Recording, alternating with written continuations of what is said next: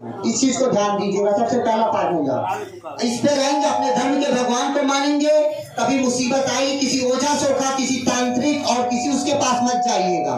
इस चीज को ध्यान दीजिएगा। कहाँ भी आप चाहते हैं तो बाबा कहते हैं हम काम नहीं करेंगे, पहले आप उससे काम करवा के दिखा दो। इस चीज को ध्यान दीजिएगा। अगर वहाँ जाके हम लोगों की अर्जी लगाते तो पहले ही हम फार्मूला बताते हैं कि किसी वजह से होगा तांत्रिक के पास मत जाइएगा। अगर कोई हमसे झूठ भी बोलता, बाबा काम नहीं करते हैं भैया, शांत रहिए।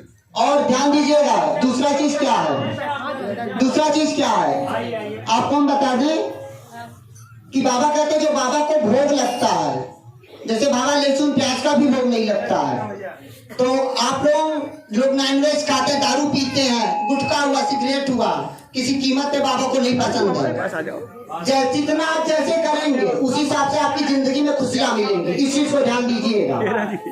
अगर आप नॉनवेज खाएंगे, दारू पियेंगे और जिस घर में नॉनवेज बनता है उस घर में भगवान रोते हैं। इस चीज को ध्यान दीजिएगा।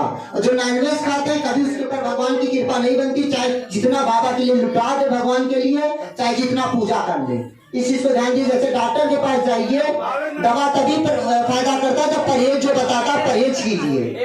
अगर परहेज नहीं करते हैं तो आपको दवा नहीं फायदा करती है। जैसे बाबा का पूजा पाठ तभी फायदा करेगा जो इनका नियम जो भी बता रहा है उसको आप फॉलो करिएगा, और उसके बाद आप लाख पूजा पाठ करिए। तभी लोग कहते हैं इतना पूजा पाठ करता है भगवान सुन नहीं रहे। कहीं ना कहीं गलतियां हैं, अपने अंदर कमी को ढूंढिए।